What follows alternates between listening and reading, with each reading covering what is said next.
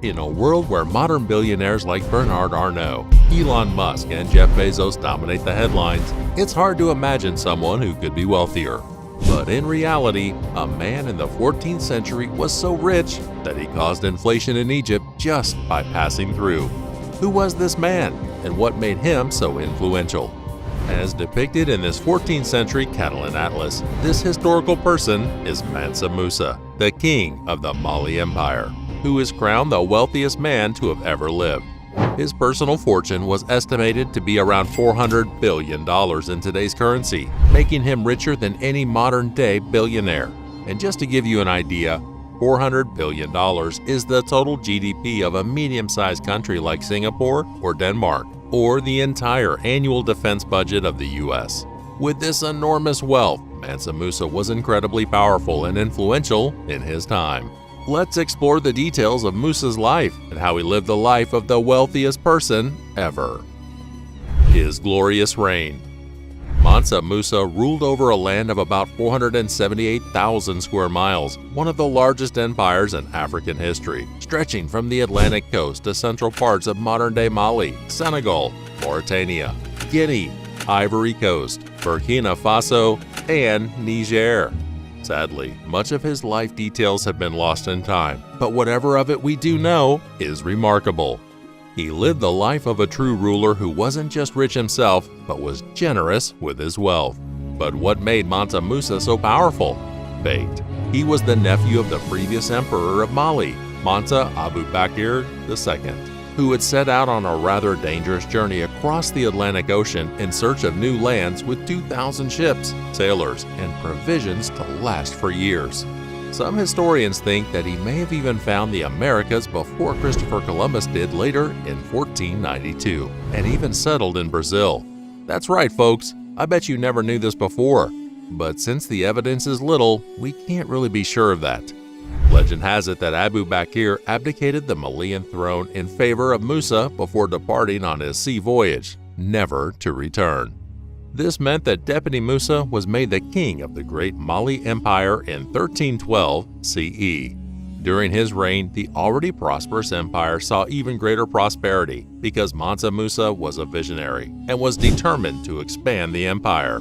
At that time, the chief products of Mali were gold and salt.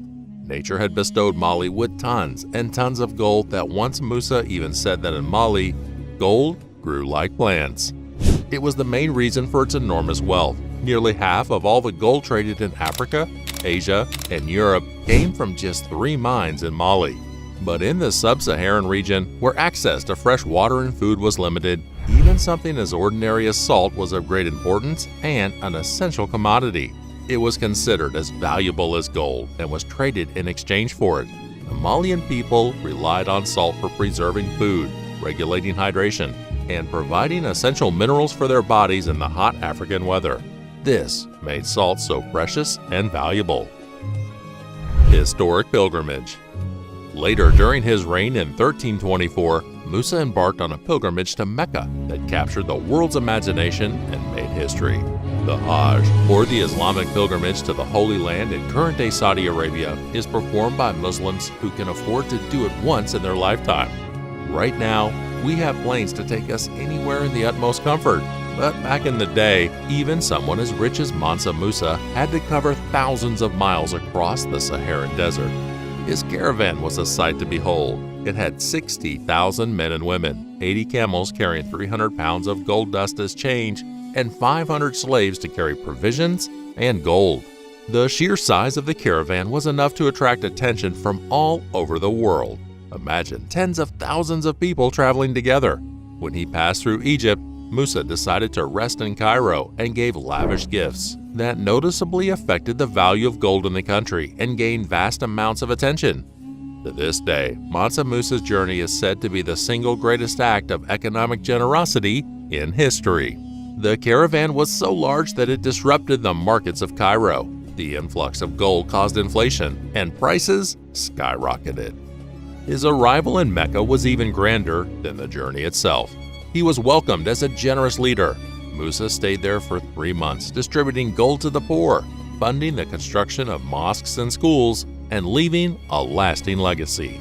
His caravan had architects and builders who built mosques, libraries, and schools in the cities they visited, leaving a lasting impression on the people and leaders he met. In fact, according to some, he built one mosque each Friday. Musa's pilgrimage was more than just a journey to Mecca. It was a statement of power and display of wealth and a symbol of faith.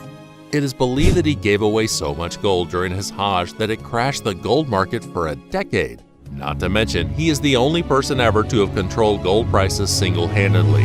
He always mentioned who he was and where all the gifts came from to increase his kingdom's popularity and drive trade towards it. Due to his great interest in literature and art, he made sure to create many cultural centers. So he began revitalizing cities in his kingdom after his return from the Hajj.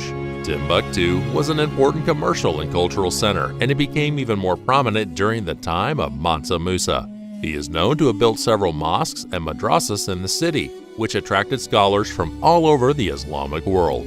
Because he had an eye for great art, he commissioned many buildings and works of art during his reign. The Jingu Airbear Mosque in Timbuktu, which is made of mud brick, still stands to this day and is considered a masterpiece of West African architecture. This institute contributed to the development of Timbuktu as a hub of Islamic education and scholarship. Today, the city may look a bit run down, but it does echo the great golden age it once lived. Musa also restaffed the Sankori Madarsa, which is a complex of buildings that included a mosque, a library, and several lecture halls. It was also built from mud bricks and decorated with intricate designs and calligraphy. Musa hired jurists, mathematicians, and astronomers here, which made the institution a center of learning and culture. These buildings are a true representation of his devotion to religion and culture, and despite being a powerful monarch, he is said to have been a humble and devout Muslim who adhered closely to Islamic teachings and rituals. Personal life. Not much is known about his personal life, but he is believed to have married once, but no one can deny the possibility of him having multiple wives and concubines, which was a norm back then. His wife, Unari Kunate, even accompanied him on his Hajj to Mecca. Musa must have had numerous children, but his son, Magan Musa, was the one who inherited his wealthy empire after his death. The actual date of his death is disputed, but according to some calculations, he may have died in 1332. His devotion to Islam was so much that he had decided to abdicate and go back to Mecca to live the rest of his life, but he died before doing it.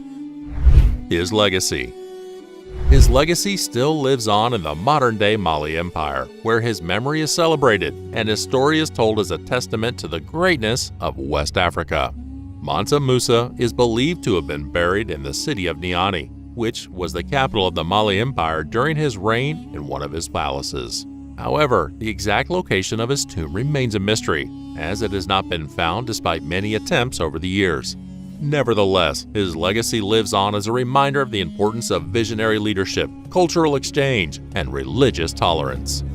The Great Mali Empire was even included in the Catalan Atlas created by the Spanish mapmakers in 1375 that chronicled key trade centers of the world. The map featured a figure of Mansa Musa as the ruler of the Mali Empire at the time.